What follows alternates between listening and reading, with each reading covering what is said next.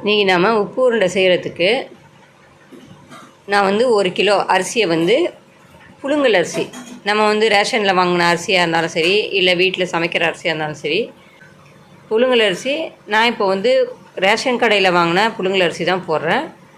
அந்த புழுங்கல் அரிசியை பாருங்கள் எப்படி இருக்குன்னு. இது வந்து நான் நல்லா ஊற வச்சுட்டேன். ஒரு 4 ஹவர்ஸ் ஊற வச்சுருக்கேன். ஊற வச்சு கழுவிட்டு வந்துட்டேன். பாருங்கள் வெள்ளையாக இருக்க இந்த அரிசியை நம்ம வந்து உப்பு கழுவிட்டு வந்துட்டேன். ஒரு 5-6 தடவை கழுவிட்டு வந்துட்டேன். இது வந்து ரேஷன் அரிசிங்கிறதுனால நான் 5-6 தடவை கழுவிருக்கேன். நீங்கள் வீட்டில் சமைக்கிற அரிசியாக இருந்தாக்கா ஒரு 2 தடவை கழுவுனா போதும். இதை நம்ம வந்து இப்போது துணி போட்டு உலர்த்தலாம். நான் துணி போட்டு நல்லா காய வைக்கணும். பாருங்கள், இந்த மாதிரி அரிசியை வந்து நம்ம வீட்டுக்குள்ளேயே துணி போட்டு உலர்த்தி வச்சுக்கணும். ஒரு 3/4 மணி நேரம் ஆறுனா போதும். 3/4 மணி நேரம் ஆறினோன்னே நம்ம வந்து இதை வந்து மிஷினில் கொடுத்து அரைச்சிட்டு வந்துக்கலாம். பாருங்கள், 3/4 மணி நேரம் ஆயிடுச்சு. அரிசியில் லைட்டாக தண்ணி இருக்குது. லைட்டாக தண்ணி இருக்கணும். இந்த இதில் நம்ம வந்து அரைக்க கொடுத்துடலாம்.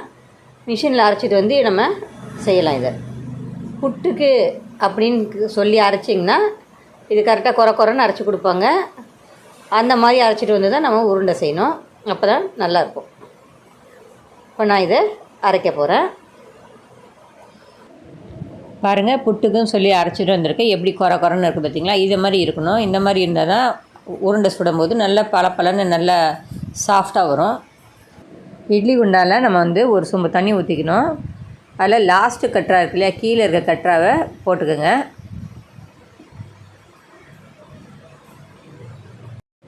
அதில் ஒரு வெள்ளை துணி விரிச்சிடுங்க.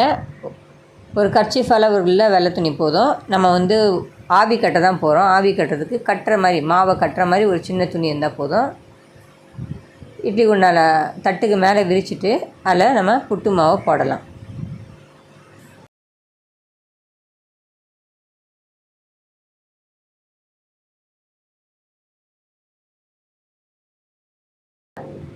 அரை கிலோவா ஆவி கட்டிக்கிங்க.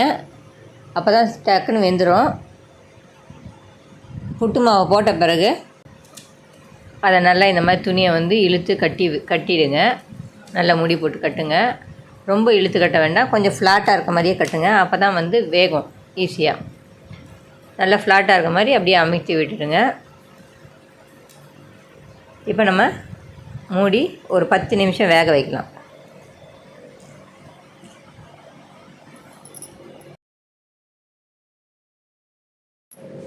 பாருங்கள், ஒரு 10 நிமிஷம் வெந்துடுச்சு. இப்போ எடுக்கலாம். நல்லா வந்து இது வெந்திருக்கு.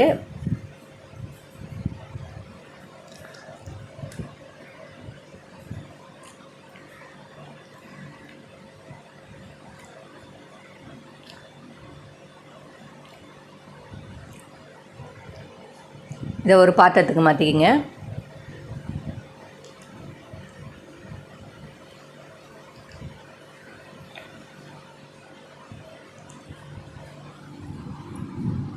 நம்ம 1 கிலோ மாவு எடுத்துருக்கோம். அதுக்கு ஒரு 10 பச்சை மிளகாய், கொஞ்சோண்டு கருவேப்பில்லை, ஒரு அரை மூடி தேங்காய் எடுத்து இதை மாதிரி நறுக்கி வச்சுக்கோங்க. இப்போ நம்ம இதை தாளிக்கலாம். கடாயில் எண்ணெய் ஊற்றிக்கிங்க. அதில் ஒரு கரண்டி எண்ணெய் ஊற்றிக்கிங்க. கடுகு போட்டுக்கலாம். கடுகு ஒரு 1.5 டீஸ்பூன் போட்டுக்கோங்க.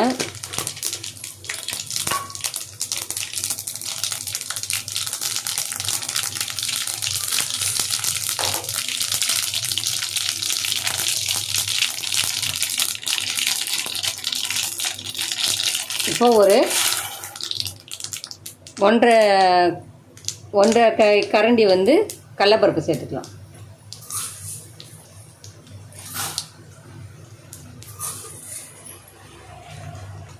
ஒன்றரை கரண்டி கடலைப்பருப்பு சேர்த்தாச்சு. இப்போ இதை நல்லா பொன்னிறமாக வறுத்துக்கணும்.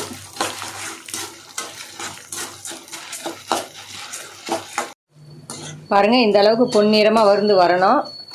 இப்போ வந்து நம்ம கருவேப்பிலை சேர்த்துக்கலாம்.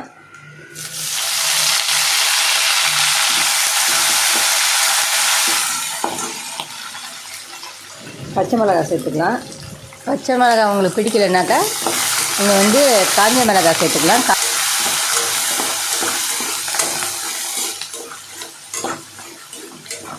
பச்சை மிளகாய் போட்டுட்டு அடுப்பை ஆஃப் பண்ணிவிடுங்க.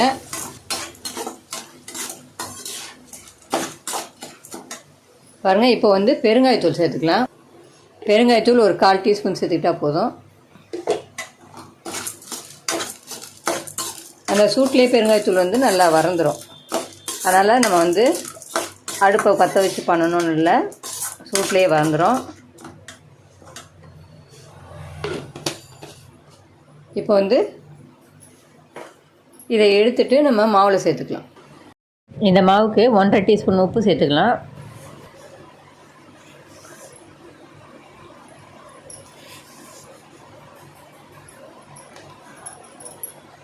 உப்பு சேர்த்து நல்லா பிசைஞ்சு விடுங்க.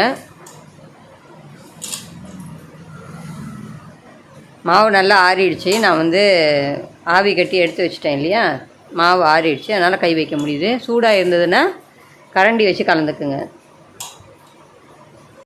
நம்ம தாளித்து வச்சுருக்கிறத மாவில் சேர்த்துக்கலாம். மாவில் எல்லாத்தையும் கொட்டிட்டு தேங்காயையும் அது கூடயே சேர்த்துக்குங்க.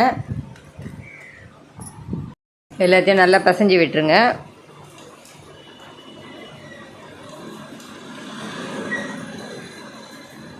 தேவையான தண்ணி எடுத்துக்கலாம். உருண்டை பிடிக்கிறதுக்கு தேவையான அளவு கொஞ்சம் கொஞ்சமாக தெளித்து நம்ம உருண்டை பிடிச்சிக்கலாம்.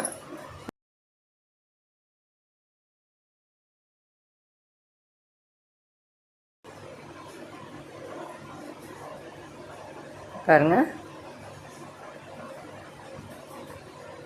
இதை மாதிரி உருண்டை பிடிச்சி இதை மாதிரி பிடிங்க.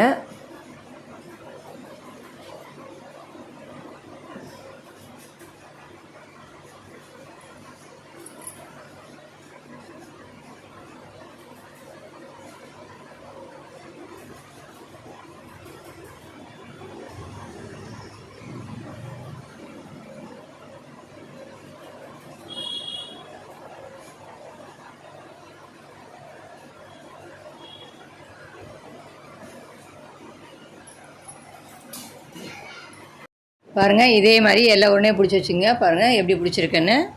இதே மாதிரி பிடிச்சி வச்சுக்கோங்க. இதை நம்ம இட்லி குண்டால் வைக்கலாம். இட்லி குண்டால் இந்த மாதிரி துணி போட்டுக்குங்க. துணி மேலே இதெல்லாம் அடிக்கிடுங்க.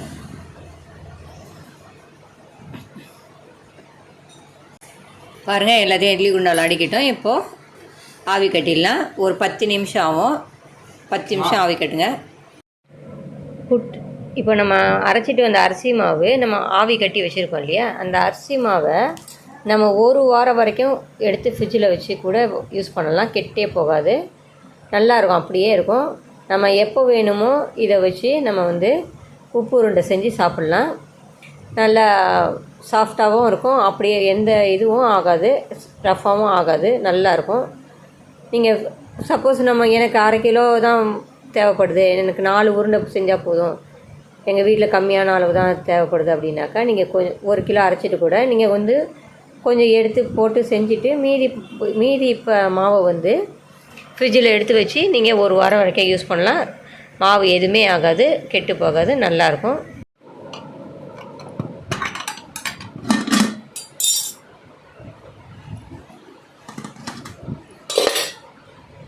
பாருங்கள் எப்படி நல்லா வெந்திருக்கு. பாருங்கள் எப்படி உதுது பார்த்திங்கன்னா. இந்த மாதிரி நல்லா வந்து நல்லா சாஃப்டாக இருக்கும். உருண்டை சாப்பிட்றதுக்கு நல்லா சாஃப்டாக இருக்கும்.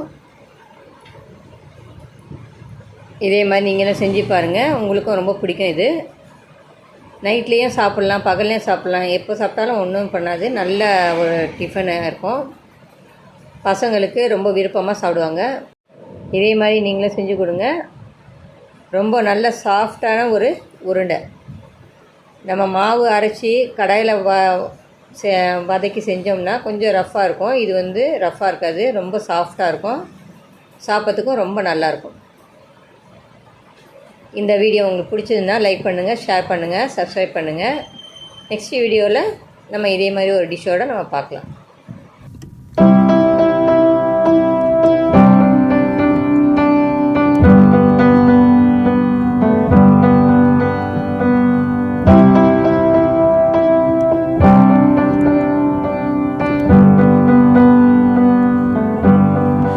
Wish that I could cough out my emotions in a healthy manner.